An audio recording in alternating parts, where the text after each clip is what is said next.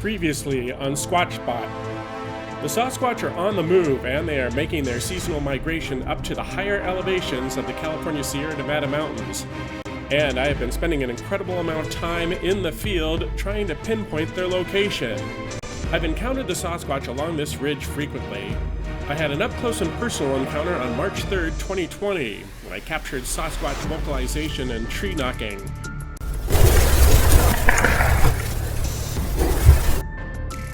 And I also captured the Sasquatch on camera as it hid in the brush less than 30 feet from me. Investigating the area, I discovered a Sasquatch nest site, and I discovered numerous hair samples that do not match any known animal species. However, they do match Sasquatch hair anatomy. And on a recent outing, my camera captured some very compelling sounds in an area I believe is prime Sasquatch habitat this time of year. It is a location I have been monitoring closely, an area where I believe I may have found another Sasquatch nest.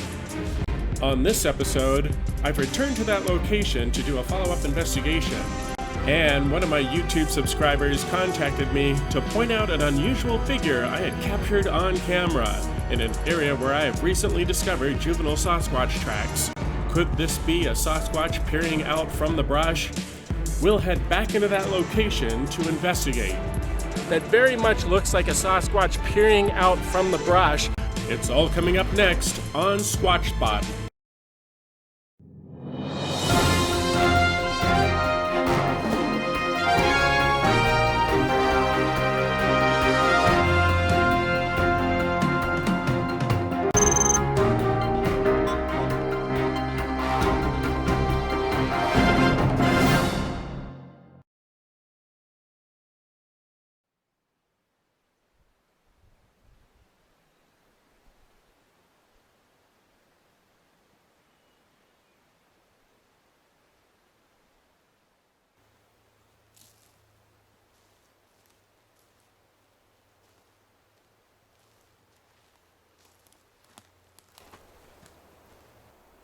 Hello and welcome to SquatchBot. I'm Darrin Smith, and I want to thank you for joining me on this episode and for your continued support of my channel. One thing I really appreciate about sharing my research here on YouTube is I received a lot of messages from viewers who have either seen something or heard something interesting on the video, and at times it is something that I had not noticed before. In fact, you may recall on my last episode, I received a message from a viewer who heard something interesting in the background while I was investigating Area X, and I did an audio analysis of that unusual howl sound. And although I did come to the conclusion that it was most likely a mountain quail, I absolutely appreciated this viewer coming forward with that intriguing sound because it absolutely warranted an investigation. And I've also received a message recently from a viewer who saw something in the background that was peering out from the brush, and taking first glance at this video, it does look very interesting. So I'm definitely going to be returning to that area to conduct a follow-up investigation of that location, because I do think it is important that any sort of anomalies that we may encounter on these videos is definitely something we are going to want to follow up on. So we will definitely be heading down to those lower elevations to continue that investigation. However, right now we are at that much higher elevation, just shy of 7,500 feet, where I captured that very interesting audio from our previous visit to this location. Here, have a look. The compelling sounds were captured on camera as I was investigating an area I have been monitoring, an area where I believe I may have discovered another Sasquatch nest. The camera was situated on a tripod a little ways from me, near this possible nest site location. On the footage, you will hear what sounds like a branch break, followed by movement that sounds as if the branch had been dropped. Then, as I move towards the camera, you will hear a very loud thud in close proximity to me. During the incident, I did not hear the branch break or movement in the brush. However, I did hear the loud thud, which I dismissed as a falling pine cone. Let's watch the video footage.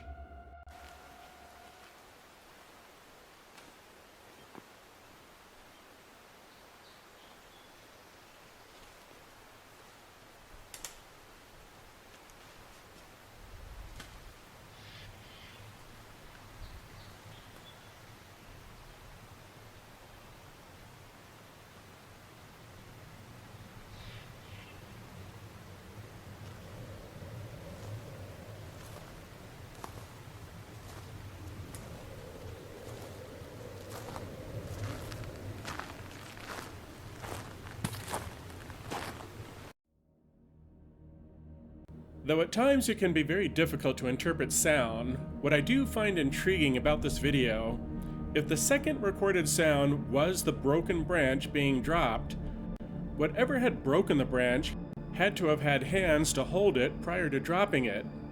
And although I initially dismissed the thud sound, I may have done so prematurely.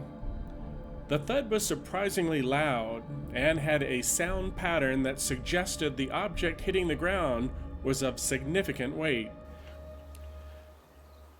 So I've returned to this location as quickly as possible to do a follow-up investigation of that interesting incident we encountered during our last visit to this area, and I am definitely going to continue my investigation of this location and see if we can find any sort of physical evidence that can substantiate that previous encounter and also shed some light on whether or not the Sasquatch are still in the area.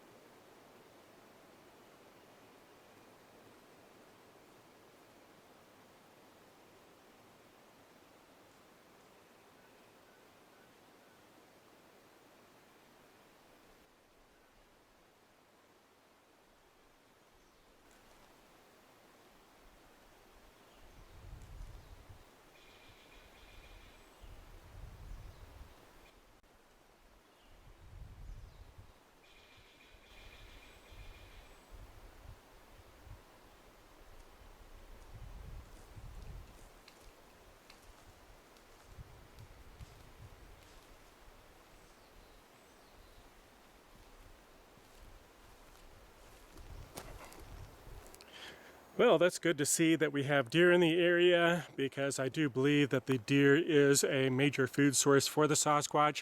However, I am interested to see that deer is in very close proximity to that area that I believe could be a nest site.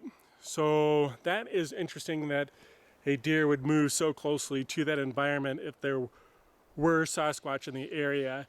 However, as I mentioned previously, that nest site area or that resting area was in very close proximity to a water source, so that may be why the deer is in the vicinity.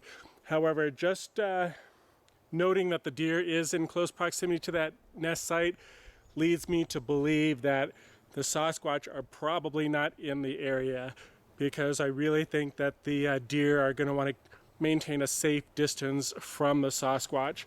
So I'm going to continue moving into that area that I believe could be a nest site where we had that encounter from our last episode.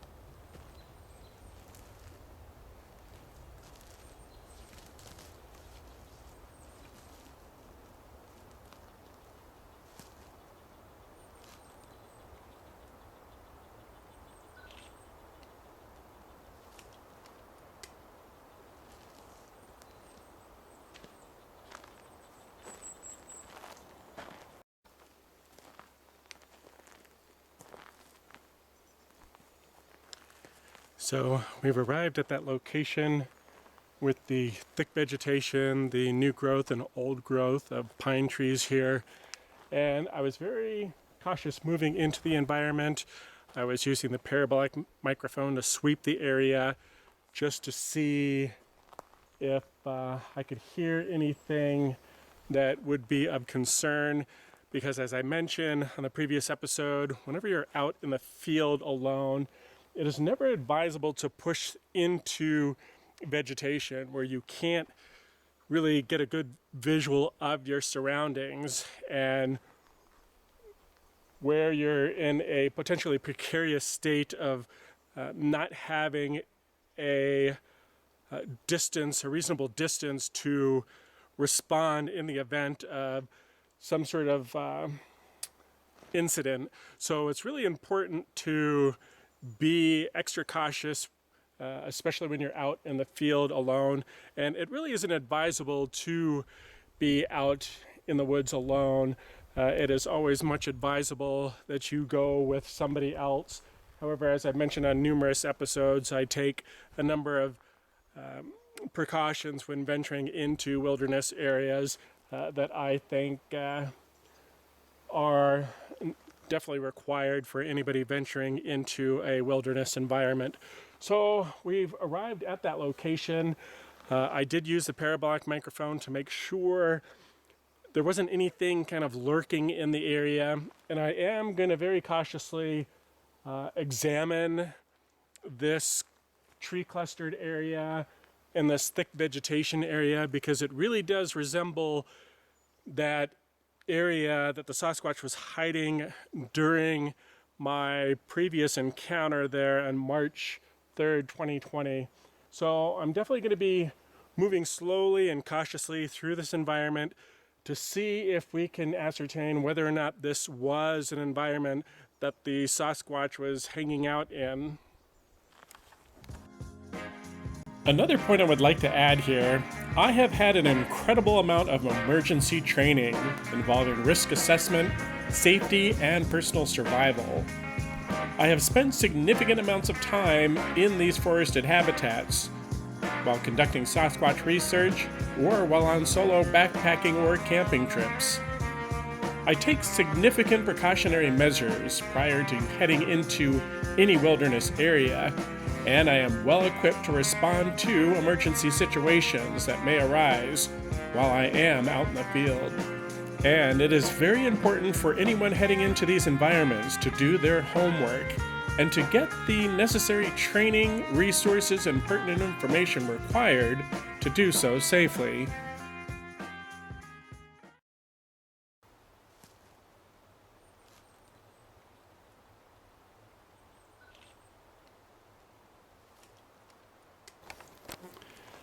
So I'm going handheld here, but this is kind of what we're looking for. We're looking for areas within the thick vegetation, I'll pan up, where it's kind of cleared out, because I do believe the Sasquatch create bedding areas behind thick vegetation like this.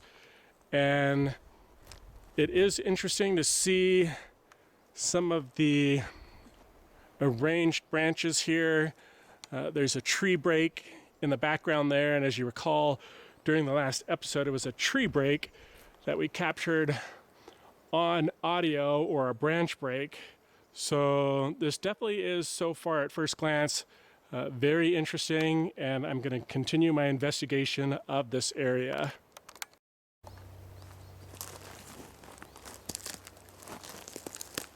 So this is what we're looking for. We're looking for these areas underneath the vegetation that is kind of cleared out and makes an ideal bedding area, but being surrounded by vegetation. You can see there that it looks like some of the vegetation was placed there. There are some sticks and some larger branches that have been kind of placed there. It absolutely doesn't look natural. It looks like that stuff was placed there. and you can see there's kind of an entryway down into this vegetation, and this is that area that I believe was the nest site, or at least a resting spot. And the fact that these branches seem to be placed here to create that blind, it does really intrigue me that this could have been constructed by a Sasquatch. So I'm definitely going to be moving in here and really taking a good look at this and see if I can find any sort of physical evidence to substantiate this. So this is interesting. This is an interesting impression here, leading up the embankment here.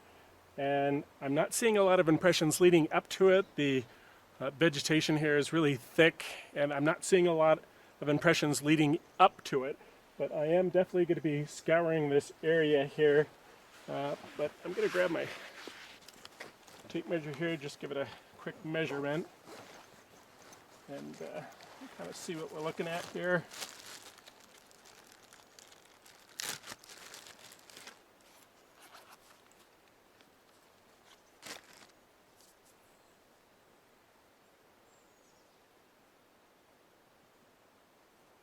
So we're looking at about 14 and a half.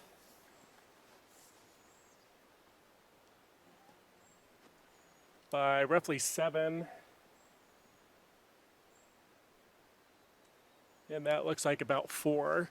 So it is a good size, and I do like that impression there. Clearly something has landed there, and you can see that nothing around here has been touched. So right there. So I'm definitely going to be investigating this area. But so far this was probably the most interesting thing I found in the area. But I am definitely going to continue my investigation of the area.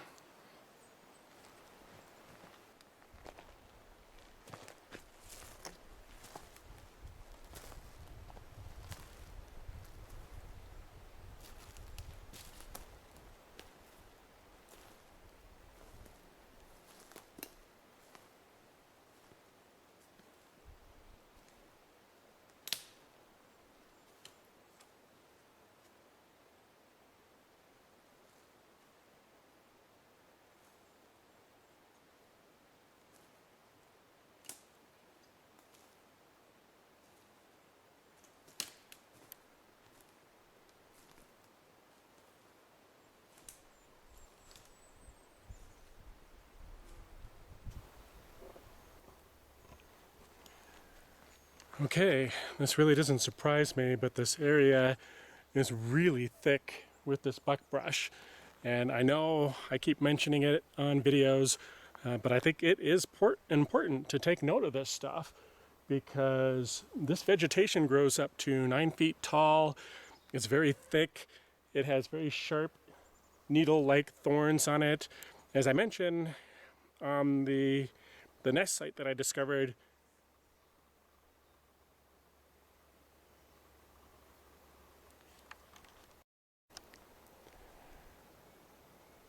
okay, I was hearing some movement up here.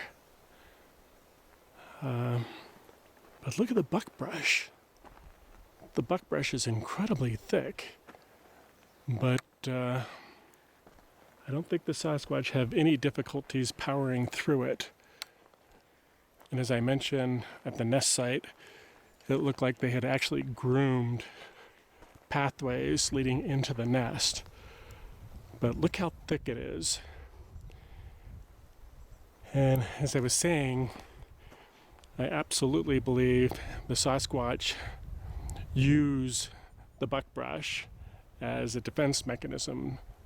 It's a way for them to create a safe environment for them to rest and not be approached, because nobody's going to be moving through this stuff. It's just really, really thick stuff, and the needle sharp thorns are incredibly painful.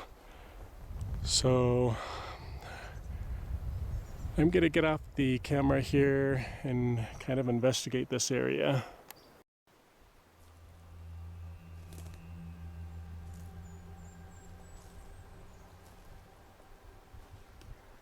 I spent a considerable amount of time investigating the area, and I did discover a number of very compelling nuances that has significantly increased my belief that this location could be a Sasquatch nest or resting spot.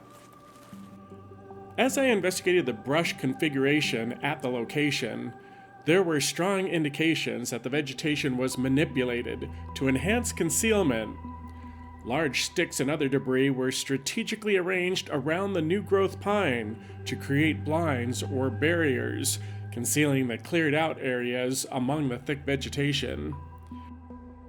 These cleared out spaces were substantial in size and could very easily have accommodated several large figures, and although the ground was heavily littered with pine forest debris, there were clear indications of heavy traffic moving through the environment. A heavily used game trail led from the proposed nest site area to a nearby river, and throughout this area, and most notably along the game trail, there were numerous branch breaks ranging at various heights, which I found very compelling, as the Sasquatch will often groom game trails to make them easier to traverse. And although I did not find any clear footprint impressions in the area, the 14.5-inch impression I did discover on the embankment nearby was very intriguing. Following the game trail to the nearby river, I was disappointed to see the river had dried up considerably since my last visit to the area, and I suspect because of this the Sasquatch have probably moved on. The movement I heard earlier while near the buckbrush was very likely the deer I had encountered on my trek into the area, and the buckbrush is something I am definitely taking note of. Investigating the area where the curious thud sound was recorded, I discovered a number of medium-sized rocks that appeared random in the environment, and that could have easily made that thud sound the camera had recorded. In scouring the area, the only pine cones I found were from lodge pole pine, which has very small pine cones that absolutely could not have created the thud sound recorded. The sound pattern absolutely indicated the object was of significant weight, and as it hit the ground, it rolled for a notable distance. Based on my investigation of this area, I am very compelled to believe the Sasquatch were using this area as a nest site or resting spot, and I will definitely be returning to this area in the very near future with additional gear and equipment to conduct a thorough investigation and evidence collection. Returning to my vehicle, I began the long journey down to my encounter location from March 3rd, 2020, where I've recently captured something very curious on camera that absolutely warrants an investigation.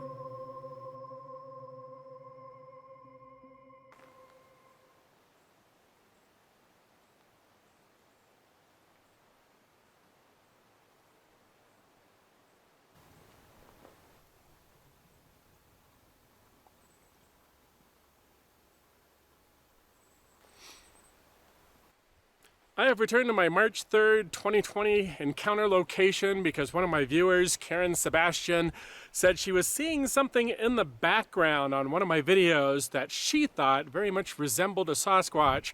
So I have returned to the area to conduct an investigation and to see if I can ascertain what it was that Karen saw. Here's the image that has raised the intrigue. You can see up on the embankment above me this curious figure that appears to be peering out from the brush. This area is where I had my encounter on March 3rd, 2020. It is the area I obtained those amazing audio recordings and where I captured the Sasquatch on camera. And it is also the location where I discovered the Sasquatch nest, where I found numerous hair samples that match Sasquatch hair anatomy. And it is also the location where I recently discovered footprint impressions that I strongly believe could have come from a juvenile Sasquatch.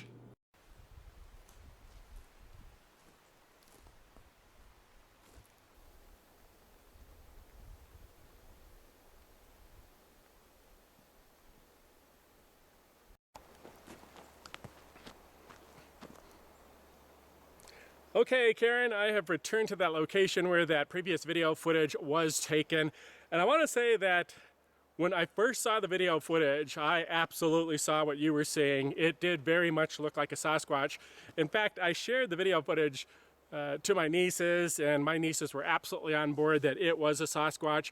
And at that point, I initiated an investigation, and I went through all the photographic evidence I had of this area, both video and still photographs, and I did come to a conclusion at that point. However, I did want to come out into the field and show you guys the investigation process and to reveal what it was that Karen saw in the background of that video. And you can see behind me here, we have that tree break and the tree fall there, which you can also see on that footage. And you can also see in the background there, that thing that appeared to be reminiscent of a Sasquatch. And looking at it from here, and I've also investigated the environment, it is another tree fall. So, Karen, I'm sorry that I couldn't produce a Sasquatch for you, but I absolutely appreciate you pointing that out to me on the video, because I absolutely believe it warranted an investigation when I saw the footage. And I think it's just a matter of time before one of you actually sees something that is a Sasquatch, because I am out in the field conducting a lot of research. I do a lot of video footage here that I share with you guys, and a lot of times I do overlook things on the footage before posting it on YouTube. In fact, it was a YouTube subscriber that saw the Sasquatch hiding in the brush during my March 3rd, 2020 encounter. So I absolutely wholeheartedly believe that together we have a much better chance of solving this mystery. And I absolutely appreciate all of you out there who are supporting my channel and sharing your encouragement and your enthusiasm, because it absolutely is what keeps me coming out here and collecting this video footage to share with all of you on YouTube. So I absolutely wholeheartedly appreciate all of you out there.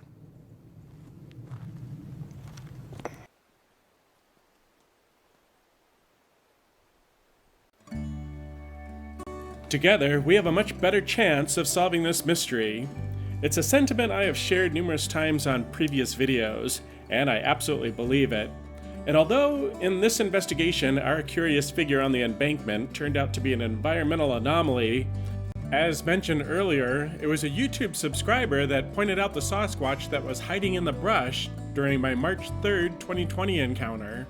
And to me, that clearly illustrates the pivotal role all of you play in this investigation process. You are paying attention, and you are noticing things I have overlooked or trivialized, and by bringing these anomalies to my attention, we can investigate. I'd also like to once again invite all of you to check out my Squatchbot Facebook group. I'll leave a link below.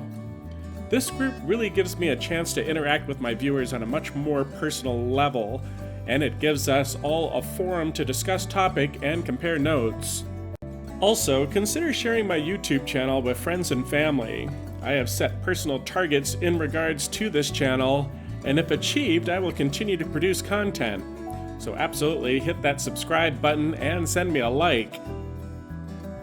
Since I started this channel and began my investigation of this area along the California Sierra Nevada mountains, I really do feel I have brought a lot to the table.